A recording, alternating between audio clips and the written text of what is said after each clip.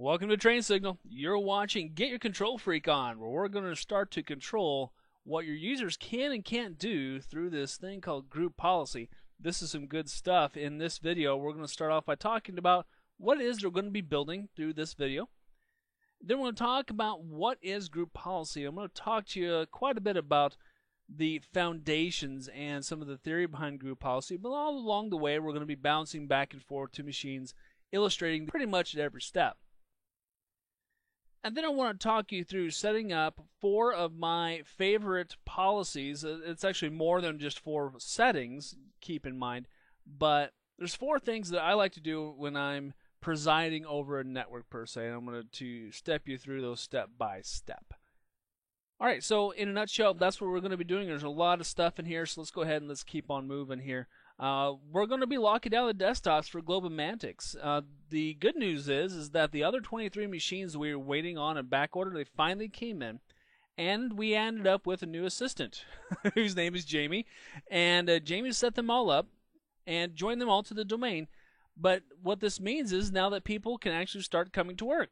And what we need to do is we need to make sure that we control what they can do and what they can't do. Now, this is a little more of an art than a science, all right? As you start to get used to working with group policy and really start to see its power and its ability, you'll start to know what you can and can't do. But nevertheless, with this section, before people step into our office, we need to make sure we have some things locked down. You know, we are a securities firm. There's a lot of sensitive information that we deal with on a regular basis, and so we need to make sure there's a few things set up right up ahead of time. So you want to ensure that all desktop wallpaper is the same on every machine. Now, this is a pretty simple, basic kind of everybody does this type of thing. It's a really good idea because this also prevents people from putting weird stuff on their desktop like, naked people. Alright, and you all know that when people have naked people on their desktop as their wallpaper, that usually ends up in a sexual harassment lawsuit, at least it does here in the States. So we want to prevent that. Users cannot access the display control panel. We don't want people messing with the screen. Okay? When you give people too many buttons to push, they will push them. And they will end up squirreling something up, and then they'll call you because, well, I did this to my computer, now it doesn't work quite right. Then you figure out what button they pushed, and you think, well, gee, no kidding. You also want to make sure that users cannot install software. Now, user access control on Vista is going to take care of a lot of this for us, just so you know, but we want to make sure that user access control is enabled on all the machines and it can't be turned off. And here's the thing that a lot of system administrators have started to be much more concerned about, and that is this idea of USB sticks and MP3 players and other types of removable storage. I mean, how easy is it for somebody to walk into your network, pop in a USB stick, grab, a couple $100,000 worth of data, and then walk out with it on a little bitty thumb drive? So I'm going to show you how to actually prevent users from doing anything with those altogether. So it's going to be a very, very useful setting for you, I think.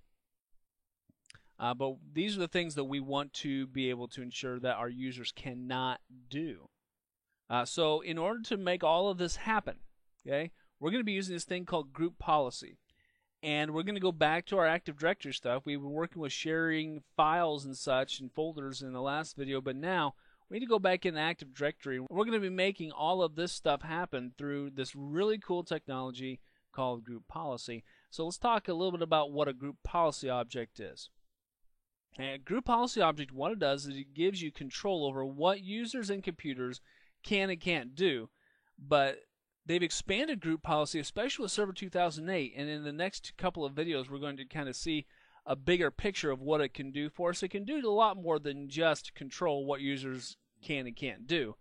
But here's what a group policy object is, kind of in a nutshell. It's an Active Directory object that contains settings that we can configure to control what's happening with users and computers. And there are literally thousands of different settings that can be configured inside of each GPO. And by the way, GPO is how all the cool administrators say it, so if you want to go ahead and adopt that into your vocabulary, feel free. And here's how GPOs are used. They're used with containers. Now, containers, what we're talking about there, we're talking about domains, we're talking about sites, But we're mostly going to be talking about OUs, especially in this particular video. But here's the funny thing. Group policy objects, okay, are not applied directly to groups. Now, groups can play a part, and we'll see that later on in another video in this series, but group policy objects aren't directly applied to groups. So then the question is, why is it called group policy? Okay? And that's one of those things that's probably worth an email to Microsoft, because it really should be like container policy, OU policy, not group policy, because a group is a particular Active Directory object, and group policy does not directly apply to groups. Now, like I said, a little bit later on, I'm going to show you how groups kind of get into the mix with group policy, but group policy is applied to and used with containers, domains, sites, but most of the time organizational units, as we're going to find out in this video. Now, very quickly, what I want to do right now at this point in time is I want to take you over to DC1 via our remote desktop over on our Client 1 machine.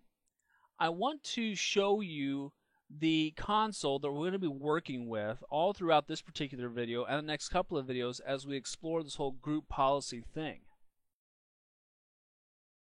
Alright, so here we are over on our Vista Client 1 machine, where we were working a lot last round. Let's go into DC1 here by opening up our remote desktop shortcut here. And remember, since we saved our credentials, just went ahead and logged us in with them. Alright, so we're going to go here to the Server Manager on DC1. And let's just do a quick check. We were working with our organizational units last time. Just as a quick review, we have a New York organizational unit, we have New York computers, and New York users. Everything is still intact for those. We still have our groups all intact down here at the bottom. Now remember, our groups are going to come into play with this whole group policy thing later on in the mix. But here's the thing, we're not going to actually be doing our group policy work here. This is where we set up our objects so that we can apply group policy. We're going to go ahead and minimize Server Manager, and let's go to the Start menu. I'm going to go here to the Administrative Tools, and I'm going to go to the GPMC, or the Group Policy Management Console here. We'll get this guy opened up, and this is where we're going to be doing most of our work for this particular video. Alright, now when we initially create our domain, and here's our domain section here underneath the globomatics.com forest. Here in the globomatics.com domain, we have a default domain policy. Now, a default domain policy is always there, it's always created. Now, you could delete it if you want to. You probably don't want to, but if you do, the world doesn't end, just so you know. Okay?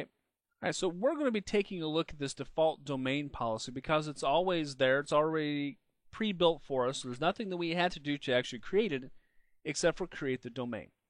Now, if I go ahead and I go here to the group policy objects, you see that I have another group policy object living over here, default domain controllers policy. This is for, well, the domain controllers. Go figure, right? We'll talk about the whole domain controllers thing later on. I want to take you into this default domain policy item here real quick, and I just want to kind of show you around a little bit, give you just a kind of the nickel tour. I'm going to right click on it and select Edit. Now this is going to open up a new console called the Group Policy Management Editor, and this allows me to actually edit and make alterations to this particular group policy object. Now notice here we have two sections, computer configuration and user configuration. So we actually have two sides of group policy. For this video, we're going to be sticking with user configuration. Okay, so let's take a look at what we have in here. Here are the policy categories for our user configuration side. We have software settings, and this is if we want to have software installed across the network. This is way cool. We're going to talk about this again in another video. Windows settings, which we might want to dip into here a little bit. We have things like, security settings, scripts, remote installation services, folder redirection stuff, all kinds of stuff that we can make alterations with here in Windows settings. What we do most of our work in, let me go ahead and expand this a little bit. We do most of our work in this administrative template section though. Let's get this guy stretched out a little bit. In the administrative template section, we have the capacity to make alterations to things like the control panel, add and remove programs, And as we select different categories of our policies here, we get the actual settings over here. And if we select one of these settings, it actually provides us with a nice definition and description of what's happening or what can happen with that particular policy. Now, here's the thing. I want to show you real quickly how many settings we do actually have, all right? If I go down here to all settings for the administrative templates section, right here, you'll notice that for the user configuration side of group policy, for all settings, we have 1,332 settings. And seriously, am I going to show you all 1,300 settings? No. No. Are you kidding? This course would be like 120 hours long. We still wouldn't be able to get through all of them. And quite honestly, it'd put you to sleep. So we're going to hit, like I said, my 4 favorite policies that I like to make sure are intact when I'm presiding over any given network. The nice thing about it is that you don't have to know all 1,300 policies. There's certain items that you're going to know and you're going to need quickly and easily. There's going to be certain stuff that everybody's going to want and need. There's going to be a lot of stuff that you won't, okay? And that's okay. Remember, you don't have to know all of them, because when you select any one of the policies, it gives you a description of what that policy can do. So if I go here to the standard section, that turns off the description, but I can still get the description though. If I double click on any one of these policies to configure it, and I go to the explain tab, it tells me exactly what that policy does, basically a duplicate of what was in that extended explanation tab. So I can still get to the explanations and what this particular policy is going to do. Now in the settings, a lot of our settings are either not configured, enabled, or disabled. And different policies are going to have different effects on your users and on your network depending upon if you selected enabled or disabled. So it's one of those things that you're going to have to watch per policy, okay? Now in this instance, when I explained the add programs from Microsoft item, if I disable the setting or do not configure it, so if I pick not configured or disabled, then add programs from Microsoft is available to all users. Now if I enable it, on the other hand, this setting prevents users from using add or remove programs to connect to Windows Update. Okay, so we have a very English side of this. It's very easy to understand for most of these policies. Some of them are a little more convoluted than others, obviously, but nevertheless, most of them are going to be pretty easy to understand. Now again, different group policy settings are going to have different options. So let's see if we can find one here that's a little more interesting. Let's take a look at this package point and print approved servers. Okay. Now for this particular setting, if we enable it, there's another setting here that allows us to add fully qualified server names. So different settings are going to have different parameters that we're going to be able to add in. Now not all of them, but some of them do. Especially when it comes to adding things like servers and adding printers easily, all kinds of that stuff. I mean, that's all going to have very specific parameters you're going to have to put in for the different settings. Now there's one more thing that I want to talk to you about while we're here, and that is this preferences section. This preferences section, this is a brand new thing with Server 2008. We've never really seen this kind of stuff before in group policy, and it's very, very exciting. We are going to talk about this in another video in this series coming up, but we can do stuff like quickly add printers to everybody's network. We can do stuff like altering the folder options. We can even manage local users and groups if we need a local user. In the Windows settings, we can do things like mapping drives, and here's where we would add files. We can create folders and manage folders. There's just a bunch of way cool stuff that you can do from this preferences section. But again, I'm kind of getting ahead of myself just a little bit. I wanted to mention this to you so that when we come back to this in a couple videos from now, you'll know what it is and it'll be at least a little bit familiar to you. Alright, so now we've had just kind of the nickel tour of the group policy management tools. We've taken a look at the group policy management editor. Let's close it, and we will leave open the group policy management console because we're going to come back to this as we start to create our initial policies for Globomantics. But right now, let's go back on over to the slides. I want to talk to you more about the theory and the foundational concepts of group policy. All right, so let's talk about the difference between what we just saw, the domain level policy stuff, and local policy. Now, here's the thing. Every Windows computer, and I mean every Windows computer, even the ones you have at home, have a local group policy component to them. So you can actually control what can be done on that machine and what can be restricted. But here's the kicker, okay? You don't want to have to go around to all of your computers in your domain and configure all the settings manually. I mean, seriously, if you have 500 machines and you're going to use local group policy instead of the domain level policy, now listen, I've known guys who've done it, and you know what? Back when I was a high school teacher and I didn't have full access early on to the domain level policy for my classroom, well, I went around to 30 machines and I configured them by hand using the local group policy. Of course, that took just a stupid amount of time out of my day. Because if any of you are high school teachers or have any experience with high school kids at all, you know that if you set up something that blocks them out of it, they immediately try to go around it. It's just the way it is. It's just the nature of being a high school kid, I think. So I had to keep adding new and more better policies. I had to keep locking more stuff down. Every time I do that, I had to walk around to all 33 of my machines, and it just got really crazy. So when I was actually granted access to administer the policy for my classroom, for those machines and for those users, it made my life so much easier. So here's the thing. You can configure each computer separately using local policy. Because, I mean, really, there's nothing like going around to 25 separate machines and making 26 modifications each one, right? I mean, that's really what our idea of a good time is, huh? Huh? Yeah, I don't think so. Because seriously, man, that is just a huge time waste. Now, even though it is a huge time waste, I'm still right now going to take you over to a Vista machine. I at least want to show you how to get into it, because let's say you are faced with a situation where you are not granted access to configure group policy for your particular section of the network. Let's say you are in a high school environment or a nonprofit environment where they don't even have a domain controller. Let's say you're just in a work group environment. So I'm going to go ahead and take you over to the Vista machine. I at least want to show you how to get to the local group policy for each and every machine, okay? All right, well, here we are over on client 2, all right? Didn't take you over to client 1 because, we have the whole remote desktop thing happening on it. So I'm going to show you this on client 2 real quickly.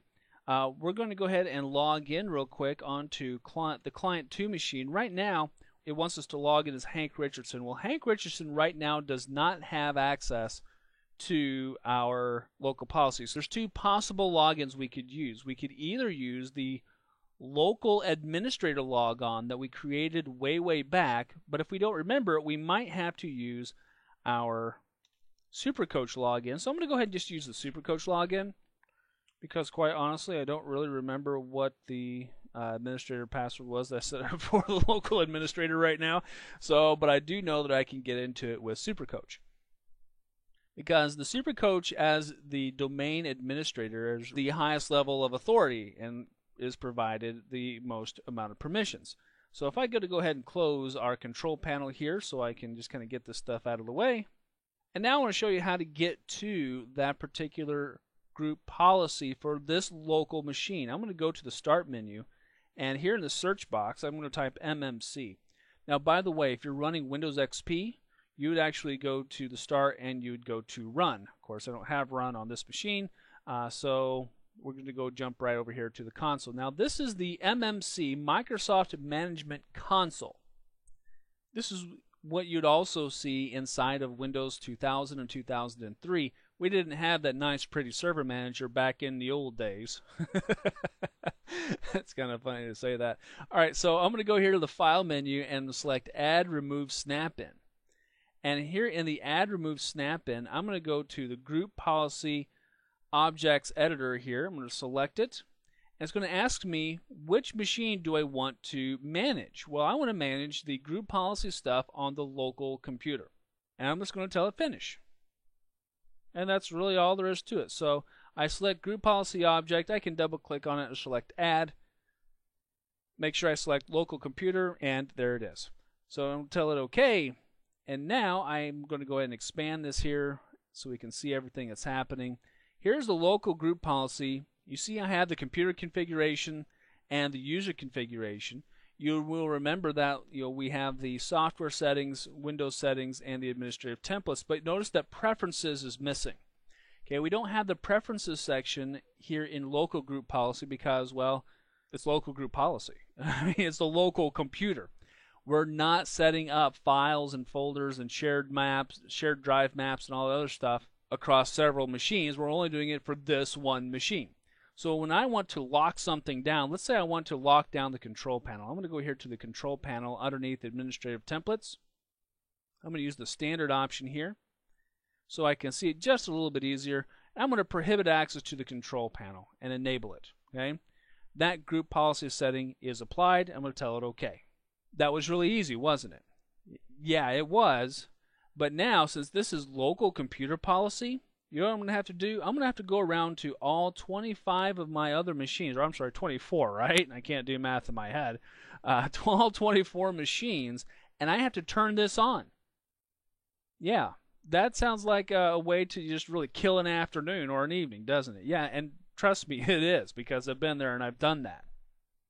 So again, we could do it this way. We could go to every single machine. We could log in as the administrator. We can open up the Microsoft Management Console, also known as the MMC, add in this local policy, snap in to the console, and go in and make these alterations to every single machine. No, we're not going to do that. So let's go back on over to the slides and let's talk a little more about foundational stuff and using group policy at a domain level. So like I said, you can configure each computer separately using the local group policy, the local computer policy. But the other way to do it is the smart way, and that is to configure all of your machines at once from the comfort of your desk using the group policy management console on your domain controller. Now again, just in case you don't have a domain controller, because I've been in situations where I haven't had one. But if we have a domain controller, then there is no good reason why we need to be bouncing from machine to machine to machine, making half a dozen, 2 dozen, or 3 dozen settings on every single machine. That's just wasting your time. Okay, so what we want to do is we want to be able to set up our group policy objects at the domain level and then apply them using Active Directory. Okay, and that way we can control all of our machines at once. Now here's the thing. Right. Now, creating group policy objects, that's a no-brainer. It's very, very easy. We can even use the built-in ones that we have. We can use the domain policy if we like. It's usually not the best place to do a lot of restrictive settings, though. So normally what we do is we create a group policy object. Okay? And this group policy object, then what we have to do is link it to a particular container. Now, most of the time, your group policies are going to be linked to an organizational unit. So if we create a group policy object that controls just the wallpaper, and let's say that we link that group policy object to New York users, then all of the users inside of the New York OU, this NY users organizational unit, would then get that new wallpaper. Now, here's the really cool thing about group policy objects. When you have a group policy object that you want to reuse over and over again, you don't have to recreate it. We can take the same object in this little illustration here. We're going to take the same group policy object that controls wallpaper and not only just link it to New York users, we're also going to link it to the IT user section. So users in the IT users OU will also receive that new wallpaper. So having our group policy objects linked to our containers, and again, usually our containers are going to be organizational units, although there are other containers that we use, gives us the ability to reuse our group policy object over and over and over again. So once we have a good one, it doesn't matter how many organizational units full of users you're going to create, we can continue to use that guy over and over and over again, saving us some work. Now, let me tell you something else here. This whole link, when I was talking to you, links are not difficult to understand, okay? But to kind of throw a little bit of a wrench into the mix, a link is actually an Active Directory object too. So much of the stuff that we're doing in this whole video series is all about Active Directory objects. So not only is the group policy object that controls our wallpaper an Active Directory object, not only is our two organizational units are they Active Directory objects, but also the links that allow us to control the wallpaper, that's an Active Directory object too. Remember that an Active Directory object is nothing more than an entry in a database. However, every entry in our database has a lot of different properties, and when we actually start building our group policy items and we start creating our links to the different OUs that our group policies are going to control, I'm going to show you that our links have a couple of properties that we need to pay attention to, and they're going to be very, very helpful to us when we start doing troubleshooting work. All right, so now we understand that once we have a group policy object, we link it to a container, usually an OU, but not always, because GPOs can be linked at different levels.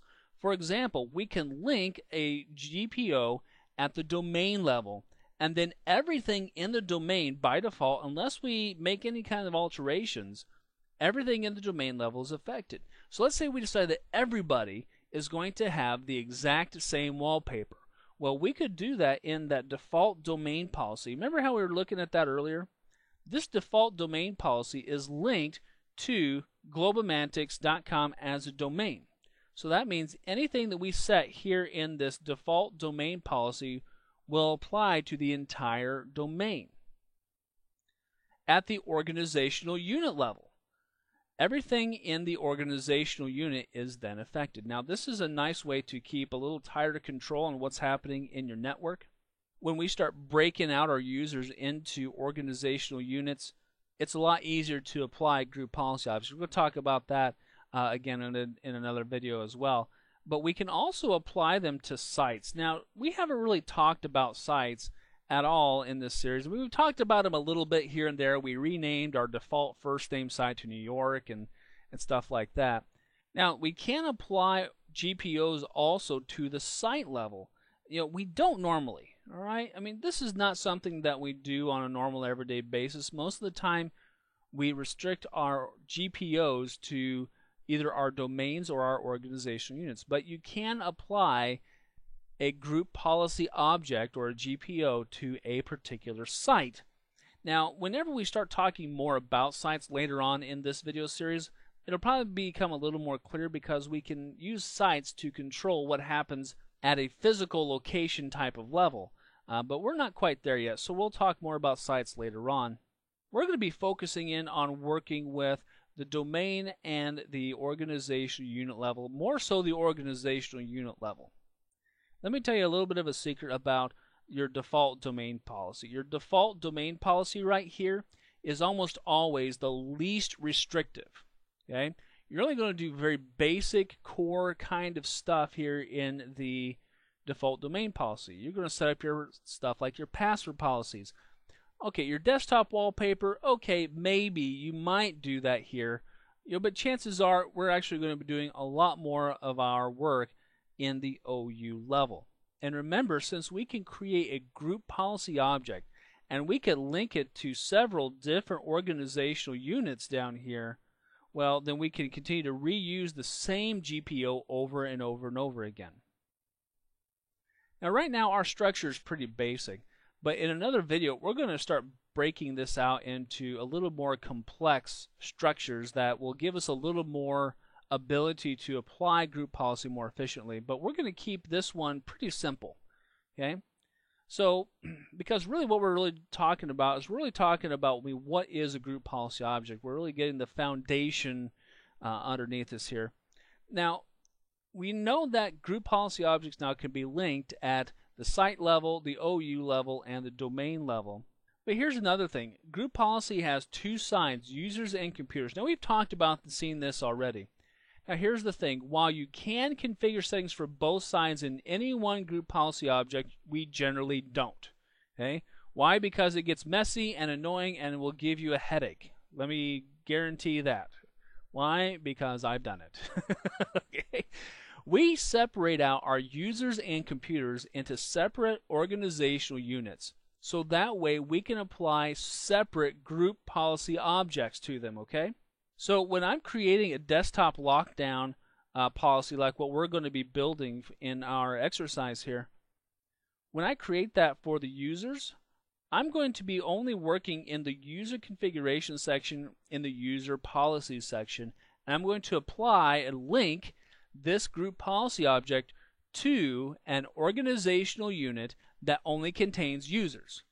And when I'm ready to do stuff for the computers, well, then I'll create a new group policy object, and I'll create computer configuration policies. I'll set those up, and I'll apply that new policy object only to an organizational unit that contains computers. Okay? And again, I've talked to you already about this whole preferences thing. Each side has different preferences that are available, so don't forget about that. Sometimes stuff that you're going to look for might actually be in computer configuration rather than in user configuration. But in just a little bit, I'm going to show you how to find policies a little faster and a little easier, okay? All right, now, we have a basic core understanding, at least I think so. At least we have the foundational knowledge of group policy objects. Here's another thing, okay? When you're using group policy, it's applied in a very specific order. And here's that order. First of all, whatever is on the local computer policy happens first, okay? So let's say that on the local computer policy, we decided that no users can put anything onto the desktop. Okay, well then they're locked out of the desktop. That's it. Doesn't matter what happens down the line here. Nope, doesn't matter one bit. If the local computer policy says, okay, I'm denying access to this particular thing, then access is denied to that particular thing. However, here's the deal. We generally don't mess with local computer policy. Why? Because we would have to go around to every single machine and set it. And all I can say is no. No, we're not going to do that, right? Then whatever site policy is applied at the site is applied. But again, we generally don't apply policies to sites either. Okay? You know, there's going to be rare occasions where you might want to, but most of the time, you're not going to do it. Then whatever policy is running at the domain level, remember that default domain policy? Then it gets applied, and then the organizational unit policy gets applied. So then again, this is where we're going to be doing most of our work in this particular video series, because this is where you're going to be doing most of your work in real life, although you might be doing some stuff at a domain policy level as well. Here's a real easy way for you to remember this. LSDOU, and yes, there's kind of a 60s reference hidden in this particular item here, but you know, it's just kind of an easy way to remember it. You know, LSDOU, in terms of how group policy, the order in which they get applied to a user or a computer. Also, here's something else that I would like for you to remember. Well, let's say you have two different group policy objects. Let's say that one group policy object happens to be running here at the site level and one happens to be running at the OU level. Well, guess what? The last one wins. Okay? Generally speaking, the last group policy that's applied is the one that wins. So if you have conflicting policies, if one says one thing and one says the other, the last one wins, and the last one is always the OU policy. All right, so here we go. We've talked a lot about this theory stuff, and it's kind of heady. So let's kind of really break this down. Let's get into the core level where the rubber really meets the road for this. We need to ensure that our user accounts are restricted in the following fashions. This is the same thing we talked about earlier. All desktop is the same on every machine and cannot be changed. Remember, we don't want people putting up weird pictures or naked people on the desktop, right? We want to make sure that users cannot access the display control panel. We're going to ensure that users cannot install software and that they cannot attach removable drives like USB sticks, MP3 players, cameras, whatever, any kind of removable storage media. We want to ensure that they cannot attach. Now, as administrators, don't worry about it. If you log in as the administrator, you can always attach stuff unless you restrict yourself for some weird reason. But for the users, we want to ensure that those guys can't do that. All right. So here's what we're going to do. We're going to be creating a single group policy object to start off with. We're going to remember we're going to kind of try to keep it as simple as we can. We're going to be applying all of these settings on the user side. Okay. Then we're going to be linking the group policy object that we're going to create to the NY users organizational unit.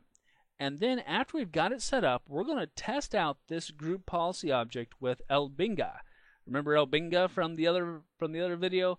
So we're going to use his account, and we're going to see if all of this works. So let's go ahead and let's move on over back to DC1 via our remote desktop on our Vista Client 1, and let's get this started. All right, so here we are over on the Vista Client 1, and of course we are still remote desktoped into New York DC1, and the Group Policy Management Console is still open just like we left it here. And so we're going to go ahead and start creating that initial group policy object, and we're going to add in those policies that we just talked about. Now we're going to be applying the group policy object here to the New York users group OU. So really all of the users inside of our NY users are going to be affected by this policy. And that also includes Hank Richardson, so kind of keep that in the back of your mind until the next video, okay? We're going to right click on NY users, and here's what we're going to do. We're going to create a GPO in this domain and link it here. Remember, we can create GPOs, but they have to be linked. Now, Server 2008 gives us a little bit of a helping hand and creates and links it at the same time. So let's go ahead and let's do that here. Let's go ahead and select Create, and we're going to call this guy Desktop Lockdown. Now, notice here where it says Source Starter GPO, and it says None. I'm going to go ahead and tell us OK. I'm going to talk to you just a second here about GPOs and kind of take a short little tangent. A starter GPO is basically a group policy object that you create previously. Let's say that there's settings that you want to have applied to all machines or all computers. You don't have to go back and reset those 20 settings over and over and over again. Well, you can create a starter GPO and just simply make copies of it. You know, it's kind of a nice little feature. This is new to Server 2008, by the way, so if you've taken a look at this thing in 2000, 2003, notice that this was not here, right? We're not going to concern ourselves right now really with the starter GPO stuff. We're just going to go and continue to work with our Desktop Lockdown GPO. Now you see here when I clicked on it, it tells me that I have selected a link to a group policy object. So what I'm seeing right here underneath NY users is not the actual group policy, it's just the link. Remember I told you that a link is also an Active Directory object, right? I'm going to go ahead and tell this message OK, and it's going to give me some statistics and some information about the GPO over here on this side. First of all, it's going to tell me what the location of this particular link is. It's going to give me the details of this particular link and the settings that are part of the desktop lockdown policy. Now, right now, we haven't done anything except for create it. Oh, looks like we got a little bit of a warning here. Content within this application coming from the website about security MMC, blah, blah, blah. Okay, you know what? We're going to go ahead and we're going to add this item to our trusted zones. Remember, when we're working with server, most of the time we'll keep Internet Explorer kind of locked down so it's not going to places and grabbing a hold of drive-by downloads or any nasty elements as well. So I'm going to go ahead and add this website to the zone and tell it to close. That'll be fine, because what you're actually seeing here is actually a web page, just so you know. So right now you see that there's no settings defined at all because it's well, we haven't done anything.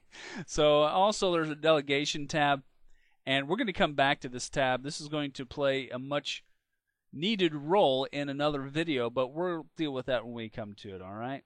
So let's go back over here to the desktop lockdown, and let's actually make some alterations to it. Let's actually add some settings in here. We need to right-click on the link. And by the way, our actual desktop policy object lives here in the group policy objects folder. Okay, so here's the desktop lockdown, and this is kind of nice because when you select the actual group policy object, you see where it's actually linked to. So if I link desktop lockdown to 2 or 3 different organizational units, I can see what organizational units I have linked it to here in this particular section. Alright, so back over here to desktop lockdown. Again, it's telling me I've selected a link. Okay, that's fine. I'm going to right click it and select edit. Now, even though I'm selecting the link and selected edit on the link, it's still going to open up the desktop lockdown policy object. All right, so now remember, we're going to be working strictly with the user side of the desktop lockdown policy for this particular video. We're not going to worry about the computer configuration side. In this video, we'll worry about that one in another video, okay, in this same series. So we're going to go ahead and here go to the policies section. And the items that we're going to start looking at, we want to concern ourselves with the desktop wallpaper initially, okay? So here in the policies, we're going to be looking under the administrative template section. This is where most of your policy setting and most of your policy work is actually going to be happening. Now, there's a couple of different ways to get to a variety of different policies. First of all, I want to take you here to all settings. I like this. Okay? This all settings section, I'm going to go ahead and go to standard here. I don't really care to see this extended section because I know what I'm looking for. And remember, you can always get to the explanations by double clicking on any one of the policy setting objects and going to the explain section, right?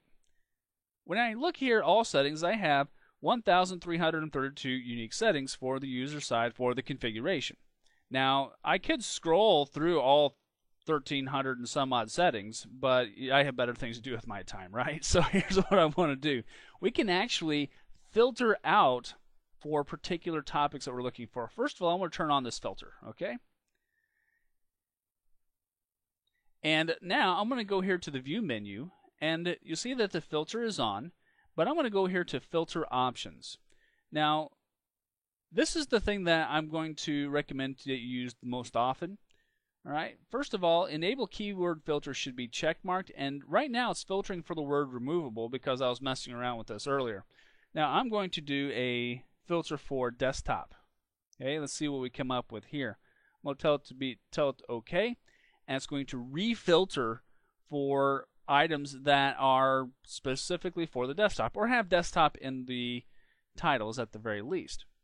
So I don't have nearly as many policies to look through, so I mean that's a little bit of an advantage. Desktop wallpaper. Hey, here we go. This is a good start. Here in the desktop wallpaper properties, this is where I can actually set a specific wallpaper for all of my users. Now right now you see it's not configured, and you notice here that when I do enable this policy, I have additional parameters that I can specify like we were talking about just a little while ago. Now, the wallpaper name, okay, this is pretty critical. If we're going to enable this policy, which, by the way, we are, because remember, we want the same desktop wallpaper on all of the machines, or at least all of our user machines anyway, we need to specify where that wallpaper lives, and that's what we need to put here in the wallpaper name. The easiest way to handle this is to create a shared folder out on a particular server, probably our file server on Mem1 in this case for GlobalMantics. And then we can just put in the share address into it, so that way it will actually pull the wallpaper off of that shared folder. Now let me tell you an advantage to this. If you do a shared folder with one wallpaper, let's say that you want to change the wallpaper 6 months from now or 2 weeks from now or even tomorrow, all you have to do is replace that one file. Yeah, it is pretty cool. So you know what? That's what we're going to do right now. We're going to go over to Mem1 and we're going to create a shared folder for our wallpaper. And you know what? I've cheated a little bit because I have created a GlobalMantics wallpaper to use, and so we're going to actually take that wallpaper, throw it into a shared folder so that way we can access it here and apply that wallpaper on all of our machines. So let's go ahead and go on over there. And you know what? I gotta tell you, I think I'm really tired of just bouncing on over to the virtual machine, so let's go ahead and set up a remote desktop shortcut to it. Let's go ahead and minimize this remote desktop, and we're back here on the desktop of our Vista Client 1. I'm going to go down here to the Start menu and let's do the remote desktop connection thing. Let's go to the options here and let's see here. Looks like I've already tested this out to make sure we can get there. And so we're going to go here to the experience and make sure it's set to LAN. That's good. And so we're going to go ahead and allow us to save credentials here. And let's go ahead and let's save. And let's go ahead and let's save this guy to our desktop. And we'll name him Mem1. That looks good. And we'll save it out here. There we go. There he is. And we'll go ahead and cancel this. Let's test this guy out. We'll double click on him. And I'm going to go ahead and turn off this whole warning thing. I know where I'm connecting to, so we'll click on connect. And now we're going to be logging in as a SuperCoach account, of course. And we'll go ahead and also remember the credentials. So that way next time I just have to double click on it and jump directly over to Mem1. Alright, so here we are in Mem1, and here is the Globomantics wallpaper that I created. I've went ahead and posted it to the desktop. It's pretty simple. I have the logo here in the upper right hand corner. Nothing really extravagant. I'm going to go ahead and close this guy. What I'm going to do is I'm going to go to the start menu and to the computer. And we're going to go to, what do you think? Let's do ops, right? We'll go to the ops folder, or the ops volume, I should say. And let's go ahead and make a new folder here. And we'll just call it wallpaper, so it's real easy to remember. I'll make it lowercase. And let's go ahead and share this folder as well. Right now it's just shared to SuperCoach. So let's go ahead and let's add in here the domain users. All right. And a lot of folks, what they'll do is they'll share something to everyone. This is not a very good idea. Right? When you share something to everyone, that literally means everyone. And that means people who are not necessarily part of your network. So we'll go ahead and not do everyone, okay? We're going to keep this semi-secure and make domain users have read-only permission to this folder. Now this is share level permissions, remember? So anything that we put into this folder will inherit that share level permission. Now we could do the whole NTFS thing, but there's no reason to, because basically we want all the domain users, all of our users, to be able to read this folder and grab the wallpaper so that our desktops are uniform across the enterprise, okay? Alright, so here's the path //ny-mem1-2k8/wallpaper. Okay, it's pretty simple. Alright, we'll tell it done. And so now let's go ahead and let's shrink this down just a little bit so we can actually get to the wallpaper. On the desktop here. I'll double click on the wallpaper and let's drag and drop this guy real quick.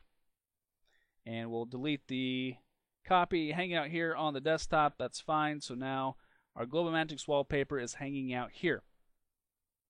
Now it's kind of a long name, and since I want to make it as easy as possible to get to, I'm going to do a quick renaming of this guy.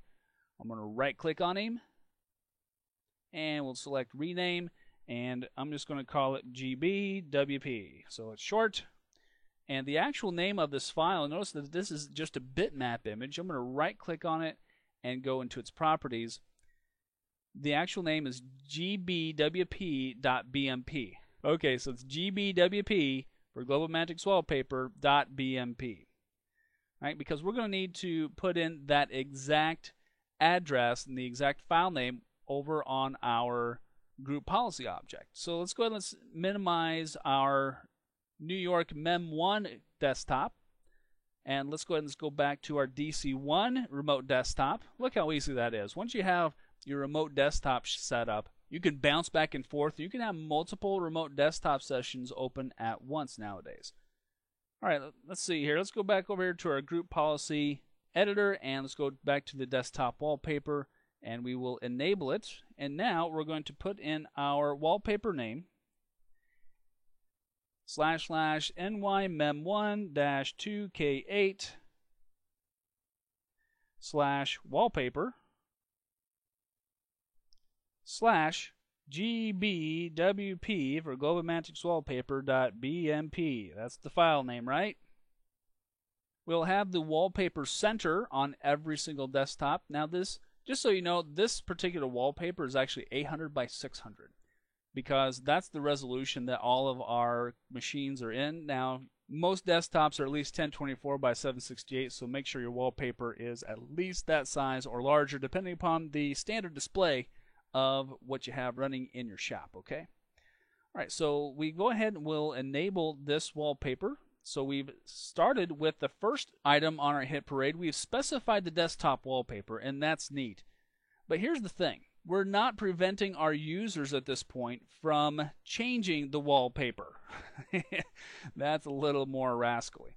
So here's what we're going to do. Right now I'm going to turn this filter off, because you've seen how the filter works now, right? You can go ahead and filter out by whatever topic that you're looking for in the group policy settings. But they've also categorized stuff pretty well over here in the tree view. So I'm going here into the desktop underneath administrative templates. And we're going to set up a few items over here. First of all, let's go directly into the desktop folder. Desktop wallpaper, this is its original home. Okay, so we've already turned that guy on, so we're all good for that. Next, I want to take a look here at this prohibit changes item. Now this looks interesting. Let's go ahead and double click on it and open it up. And let's go into the explain tab. This prevents the user from enabling or disabling active desktop or changing the active desktop configuration. Now, active desktop is one of those ways that our users could still get into the desktop and make changes. So what we're going to do is we are going to turn it off. All right, so we're going to enable this policy. Now look down here at the bottom. See where it says supported on? This policy is supported on Windows Server 2003, Windows XP, and something else. Let's go back here to the explain. Nope, looks like we're not seeing it there either. Let's go ahead and just tell it OK. And let's go to the extended tab here. Here we go. Here's the operating systems that this prohibit changes are actually going to work on. So Server 2003, Windows XP, Windows 2000. What's missing? Yeah, Vista. We're going to have a bunch of Vista clients. This is a brand new shop. We're not going to have these older operating systems. So for right now, you know what? We don't have to turn this guy on. We're going to go ahead and let's just disable this guy, or let's leave it not configured, because it's not going to make any difference to our machines, right? So we're going to be looking for policy settings that are going to be affecting Vista, all right? So let's go back over here to the extended. Let's take a look here. Oh, no, I'm not seeing it, not seeing it, not seeing it, not seeing it. At least Windows 2000. Okay, well, that's good. Prohibit adding items. This one's only for 2003, XP, and Windows 2000. So at least Windows 2000, that means it will operate on Vista, so we're going to be A-OK there. All right, so let's go now into the control panel settings, because there's some more stuff in here that's going to be of more interest to us. So I'm going to expand control panel and go here to the display tab. Here in the display tab, first of all, remember how we said we wanted to make sure that our users cannot change stuff? So here's what we're going to do. First of all, we're going to remove the display options in the control panel altogether. So our users aren't even going to be able to see the control panel whatsoever. And again, we can take a look at the quick explanation. Now, this disables the display option, but there's still ways that people can get around it. All right. So there's also one in here, prohibit access to the control panel, that will also help to prevent our users from getting into it any which way possible. Now, most of the time, if a setting is not available for people to click on, they generally won't click on it. However, in every place I've ever worked at, there's always that one guy or one gal who's taken a few classes, and they know how to get around a lot of this group policy stuff. So we might also want to go ahead and lock them out of the control panel altogether. That may or may not be a good idea, depending upon what you want users to be able to do and what you want them to be able to accomplish. And I want you to kind of keep something in mind as we go through all of this stuff. Let's go ahead and let's just leave this enabled and tell it OK. Everything that you turn off for the users means more stuff for you to do when a user needs that particular function. Okay?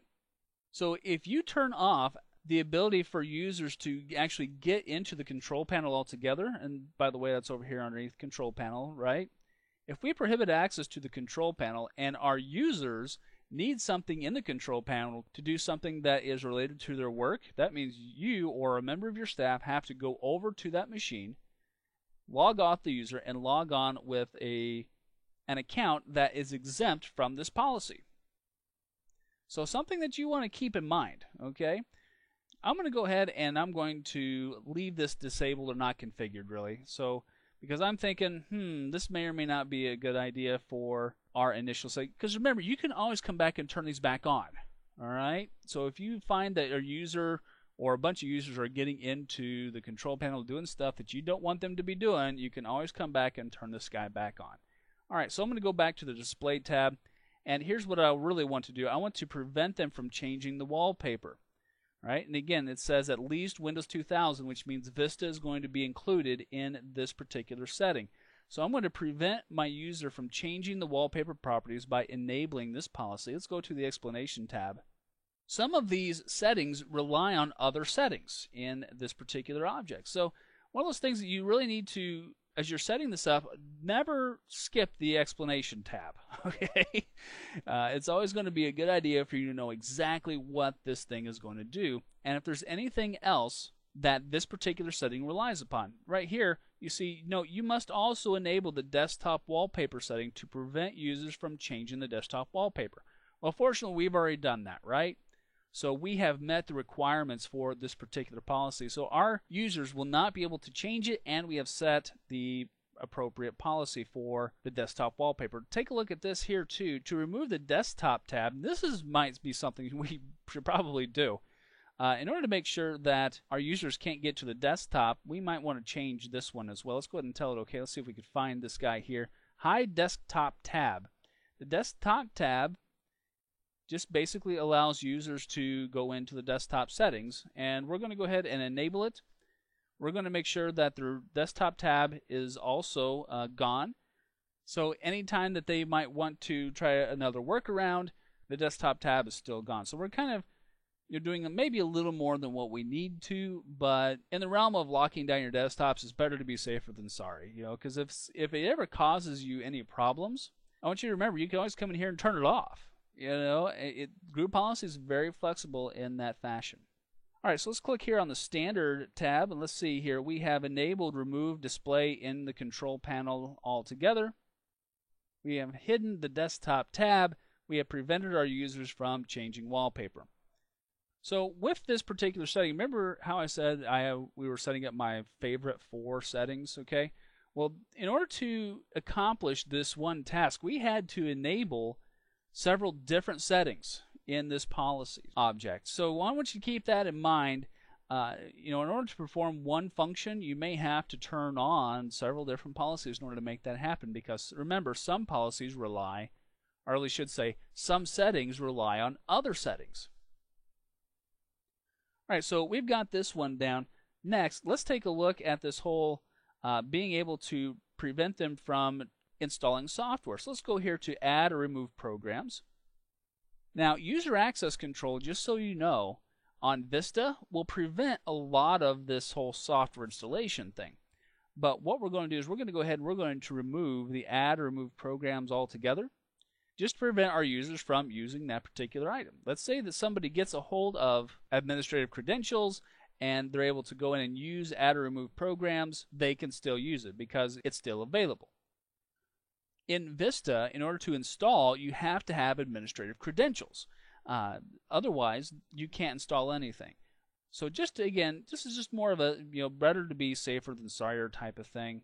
Also, adding and removing the Windows components. Let's go ahead and let's enable that too, to lock them out of that one. Add a program from CD or floppy disk. We'll enable that. Programs from Microsoft. Let's go ahead and enable that one. Adding programs from the network, we might want to hang on to that one. That might be something that might come into play later on for us. So really what I'm doing for a lot of these is I'm turning them on just more of as a precaution in case someone finds a way around one of the settings. And trust me, I have worked with high school kids long enough to know that they will find a way. If there is a way, I have seen high school kids, inner city high school kids, go through Microsoft's support pages and TechNet pages and a variety of other sites as well, trying to find a way around a particular setting. All right, so we have initially prevented folks from at least finding and seeing ways to install applications. You know what? Let's go to the all settings and let's do a quick filter and let's see if there's any others that we might want to turn on as well here. We'll go to the filter options and let's do a quick filter for install. And if we go in here to add or remove programs, looks like some of these have already been in place. Printers, programs. Basically, I'm just going to do a quick look through to see if there's any other settings that I might have missed. Because again, there's, 1,300 settings, right? So this is something that we might want to stop and look at. Hey, let's take a look at this driver installation thing. I'm going to open up this code signing for drivers. This is going to be one of those things that are going to prevent people from installing their own hardware. This might not be a bad idea too, especially if the hardware does not come with what we call Windows signed drivers. A Windows signed driver basically just means that that particular software driver for a hardware device has been tested by Microsoft and has proved to be A-OK to work with this particular operating system. So I'm going to go ahead and enable this policy here, and I'm going to go ahead and block users from installing any kind of hardware that might have a driver that is not Windows tested. Okay. All right, so we'll tell that guy OK. Let's see, Windows components and all settings here. Here we go. Here's a bunch of them that we should take a look at. Let's see if there's anything in here that's really critical. Always install with elevated privileges. Let's take a look at that one. And you'll see here that this particular setting must be set for the machine, i.e. the computer, and the user to be enforced. So if we actually want to use or deny this one, we would actually have to go over here to the computer configuration section, set it there as well as here. All right? I'm not going to worry about this one because this one is, if I go to the explanation tab, if I disable or the setting or do not configure it, the system applies the current user's permissions when it installs programs that a system administrator does not distribute or offer. All right, well that's fine because what we're doing is we're going to lock them out of all that anyway. Let's keep on scrolling down here to see anything else. Prevent removable media source for any install. Let's go ahead and configure that one. This will ensure that our users can't bring in, say, like an SD card or a USB stick and install from that. All right, so we'll tell that OK. In just a minute, I'm going to show you how to prevent access to any kind of removable media, but this one, again, is just one of those safer than sorrier types of things. All right, so we're looking pretty good here. I'm not seeing any other policy settings that are going to probably make that much of a difference. Here's something that I want to talk to you about. These two on top, the install on demand using Internet Explorer. Let's open this guy up and let's hit the explanation. There is a capability to install applications from inside of Windows Explorer. Stuff like fonts, stuff like Flash Player, stuff like that. This might be something that's good to go ahead and leave on because Flash Player and stuff that happens inside of Internet Explorer most of the time is going to be okay. Spyware and antivirus software should take care of any nasty drive-by downloads that might occur. This one I'm going to go ahead and leave it not configured. I'm not going to disable the policy because it's really not that critical. Alright, so let's go ahead and let's turn off the filter now. And there's one more thing that I want to set up here with you while we're working on this. Is that whole removable drive, removable device and removable storage stuff. It's hiding out here underneath the system category, underneath the administrative templates. I'm going to scroll down here just a second and go into the removable storage access. Now this is becoming more and more of an issue with users and for system administrators because folks can walk in with a USB stick or any other type of removable media, plug it into the machine, and then download a bunch of files and then walk off with it. So that can be problematic. What we're going to do is we're going to be a little more secure with this one. For all removable storage classes, we're going to deny all access. Let's open that guy up. And you see here that this is supported only on Vista. So here's the deal. Somebody walks in with a XP machine. Well, this particular policy is not going to apply to them. One of those things that I really need you to keep in the back of your head, okay, is that if you set up a whole bunch of Vista policies, that's great for your particular machines, but if somebody walks in with an XP machine and you join it to the domain, those policies will not necessarily flow down. Some of them will, some of them won't. It depends upon which setting or which operating system that particular setting needs to operate. All right, so we're going to go ahead and enable this. Let's look at the explanation tab here. Configure access to all removable storage classes. This policy takes precedence over any individual removable storage policy.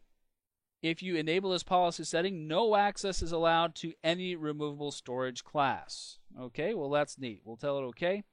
And you notice here that there are additional removable storage class items in here like the CDs, DVDs, floppy drives, removable disks, tape drives, WPD devices. Those are your MP3 players. Okay, And MP3 players can cause a problem because they are considered a storage medium, and you can actually drag and drop files just straight to like a Microsoft Zune or any number of other MP3 players that are out there available.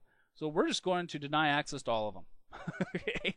We're just going to go ahead and just put a blanket code on this. And remember, if this gives you problems and we say, all right, well, this is giving me a problem with one particular device that everyone needs, then you might have to come back, turn this particular policy on, and then deny specific individual classes. So let's say that all removable storage is not working for you because you need CD and DVD access. Well, then we can turn everything else off by enabling all the rest of these policies and leave these not configured. All right, so we've done a pretty good job here. We have enabled a particular wallpaper. We've made sure that users cannot change that wallpaper. We have denied access to removable storage classes. We've also denied access to the display control panel. So I think all of our group policy settings are enabled. Tell you what, let me go here to all settings real quick and let me show you how you can figure out exactly and very quickly which settings you've turned on. In the all settings tab, you can go here to the state item. You can sort for the state, and you'll see here are all of the items that we have turned on. And again, I know I told you we were going to be applying 4 of my favorite settings. Well, these 4 settings require more than 4 items here, and some of these I kind of saw, hey, this looks like fun, let's go ahead and turn that on just to be safer than sorrier. But again, if it's going to give you problems, we can go back and turn it off. All right, so let's go ahead and close out of our group policy management editor. And notice I didn't have to click on a save button or anything, and there's a reason for that. Yep, somehow we ended up over here in the DNS server section. Let's go ahead and turn that one off. And let's go back here to our group policy management, learn which button to turn on, coach. All right, so we're back here in the group policy management. We have edited desktop lockdown. And now if I go here to the settings for this particular GPO, I'm going to go ahead and press the F5 key to refresh this one. And there we go. All right, so now I can click on the show and I can see exactly which components are turned on, and that's kind of nifty. All right, so we can go through here and see exactly which particular settings we have applied in this one particular group policy object. All right, let's click here on the scope tab, and this particular group policy object is linked to New York users or NY users. So this is A-OK. This is looking pretty good. Now, by the way, I wanted to show you this real quick. I could right click on this link and I could uncheck link enabled. Let's say that this group policy object is really giving me a lot of headaches, especially during testing. And by the way, always test your group policy stuff before you roll it out to your entire enterprise. Otherwise, you're going to make people angry and bad things can happen. But if I disable the link, because remember, a link is an Active Directory object too. If I disable the link, then this group policy object does not currently apply to the particular organizational unit. Right? We want to make sure that link is enabled, and you'll notice here that that little guy kind of grays out and then comes back when you enable it. You can always take a look at the scope tab and see if that link is enabled or not. All right, so our desktop lockdown policy is created. Our settings are intact. Our guy is linked. And so now, what's next? Yep, we got to test it out. So what I'm going to do now is I'm going to go over to CL2, our second Vista client. We're going to log in as LBinga, and we're going to see if all of the settings that we have enabled apply to LBinga, because LBinga is, he does live in NY users. I'm going to go over here to the server manager. Let's just double check to make sure. Click here in the server manager on NY users, and let's scroll down here. Where is LBinga? LBinga, where are you? All right, so there's LBinga, and he is in the NY users organizational unit. So that means, let's go back over to group policy management. LBinga's account should be affected by this desktop lockdown. All right, tell it okay. So let's try it out. All right, so here we are back on client 2, our Vista client, And here's the console. We were looking at the local computer policy. We didn't turn anything on here, so let's go ahead and close this out. And who's logged in right now? Oh, Supercoach is. Okay, well, let's go ahead and let's log off as Supercoach. And we're going to log back in as LBinga. And as soon as we log back in as LBinga, we should be able to see all of the settings applied. Oops, I need to switch the user, don't I? There we go. Other user, LBinga. All right, we'll log in here.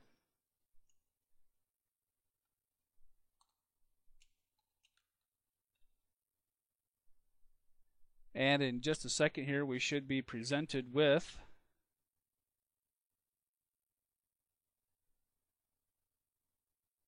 all right.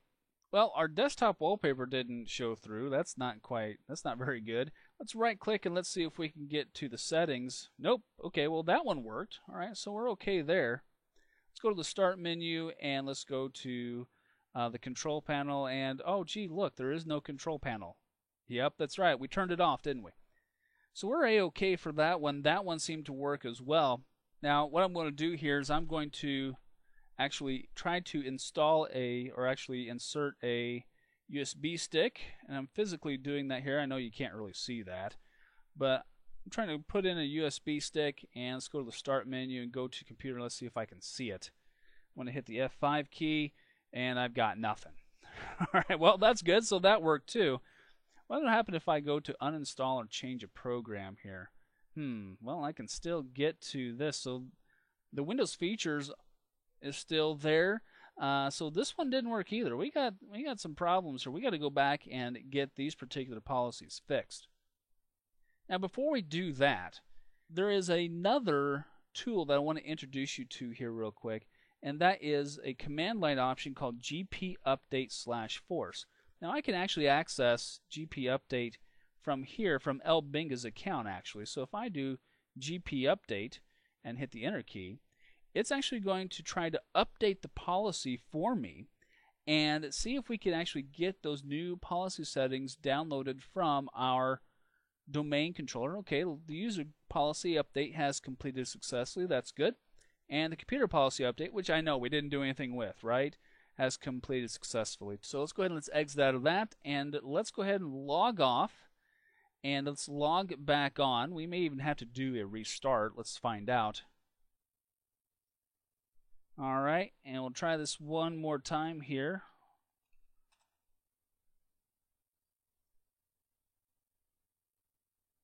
Hey, there we go. All right, so looks like our policy did work that time. Our desktop wallpaper has been applied. Fantastic. So we needed to do that quick GP update. Now I just did it on this machine. So here's another trick that I want to teach to you as well. Let's move back on over to DC1, and I want to tell you one more command that I should have ran before I moved over here to Client 2, but I wanted you to see what we had to do if in case our group policies didn't apply the first time, because you know what, that happens a lot. So, but since our GP update stuff did work, let's go ahead and let's try to get to our control panel again. Nope, it's still gone. If I go back here to computer and I go to uninstall or change a program, yeah, that one's not working either really. So we need to kind of get rid of this one. Notice that install is not here though. Well, that's good. So at least part of our installation policy is working a-okay. Chances are what I really should do is I should go back to that group policy management editor, and I should go through and find additional policies to get rid of this thing altogether. Okay, that'll be your homework, all right, because I think you're seeing how group policy works now. We've applied several different settings, and remember, this is just for the user. So the really nice thing is no matter what computer our user logs into, let's say that LBinga, let's say his computer just completely crashes one day, and so you happen to have a spare machine, you set it up, you join it to the domain, and LBinga logs into it. Well, LBinga should see as soon as he logs into it this particular desktop, and he should not have access to the display panel settings or any of that stuff, no matter which machine he goes to. All right, so we're looking pretty good. Let's bounce back on over to DC1. Let me teach you one more trick, and we will wrap this one up. Alright, so I'm back over here on NYDC1. I'm going to go ahead and close my Group Policy Management console. And I'm going to show you one more trick here. Let's do a quick CLS. You notice I'm in the command prompt. Here is the quick trick that I should have ran as soon as I created my group policy. It's again GP update, which is group policy update, /force. Now what this little command is going to do, I'll just press the enter key, is it's going to push down the policy to all machines and all users that are affected by it in those particular OUs. Now that means if you have 20 new policy objects set up and you've applied them to 12 different OUs, those group policy objects and those settings are going to be pushed down over the network, so it's going to be sucking bandwidth. All right? So when you're doing GP update /force, make sure it's not in the middle of the day, especially if you have a lot of group policy stuff running in your Active Directory, because it's all going to be pushed down the wires and it's going to take up some bandwidth. So you might end up seeing a little bit of network slowdown. So run GP update usually at the beginning of your day or at the end of your day before everyone is logged in. Okay?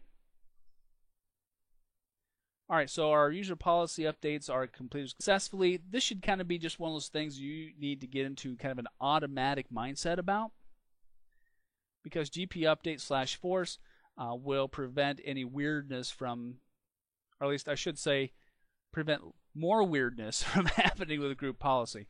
Group policy is kind of more an art than a science, and it's going to take you a while to figure out which policies are going to work for your network. The ones that I've shown you are pretty standard and they're not really going to cause much of an issue. Alright, so we know that our group policy works. I've shown you how to set it up. So let's go ahead and let's do a wrap up of this video and let's move on to the next one. Alright, so let's go ahead and start our wrap up with a vocabulary review here real quick. Group policy object, an Active Directory object that allows you, the administrator, to control what users can do on computers via settings, or sometimes also known as policies. And you know what? Don't be confused when folks use the word policies or settings, okay? When we're talking about settings or policies, we're talking about those items inside a group policy object. A lot of times also you hear people talk about GPOs. You'll see them in a book as referenced GPO. Just an alias, okay? It stands for Group Policy Object. A link, remember that a link is an Active Directory object that allows a GPO, Group Policy Object, to affect a particular container. Remember, our containers are usually domains or just organizational units. LSDOU, right? The processing order in which GPOs are applied. Remember, we always start off with the local computer policy, and then we go to the site policy gets applied next, but usually in most networks these two are generally not set up in a lot of places. Even though we can do local computer policy, we can do policies on sites, we generally only apply group policy objects to domains and to organizational units. Now again, you might work for the one company that does both local computer policy and site policy, and if so, good for you. But generally it's a little bit of overkill, and there's other ways to break down group policy into more specific applications. But we'll talk about those in the coming videos, okay? GPMC, just an acronym that a lot of times you'll hear folks say or read about it in books. Just stands for Group Policy Management Console, and that's just where we did all of our group policy work, right? The local computer policy, remember that the local computer policy is just a group policy object that applies only to a local computer and only affects that one computer.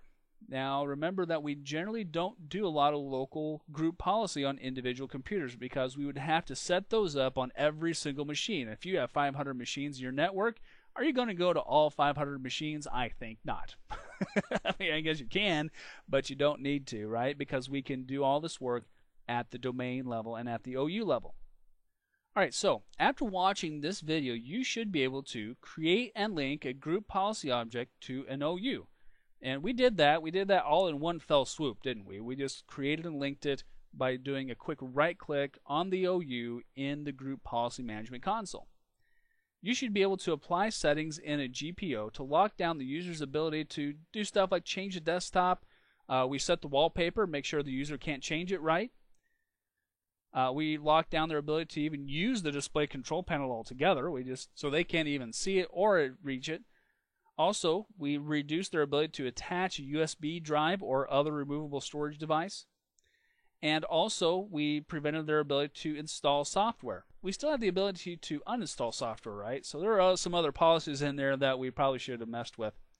Also, remember that when it comes to installing software, that user account control in Vista actually prevents user class accounts from installing software altogether. All right, but that's a Vista lesson and not a Server 2008 lesson.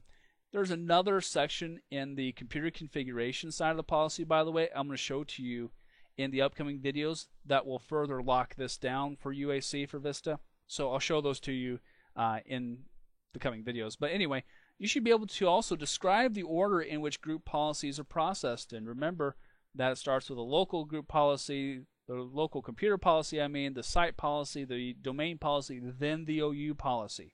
And all these things are cumulative and apply their policies. So if there's a conflicting policy, remember, usually the last one wins. Also, you should be able to describe which containers you can link a GPO to. Remember that you can link a group policy object to the domain level, the OU level, but also the site level, which we generally don't do.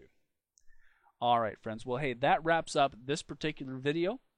We're going to keep talking about more group policy stuff in the next one, because in the next video, we're going to talk about why Hank just got really, really mad and would like to fire you for it. So you have to do something really, really fast in order to make him happy. So stay tuned. See me in the next video, and I'll show you exactly what I'm talking about.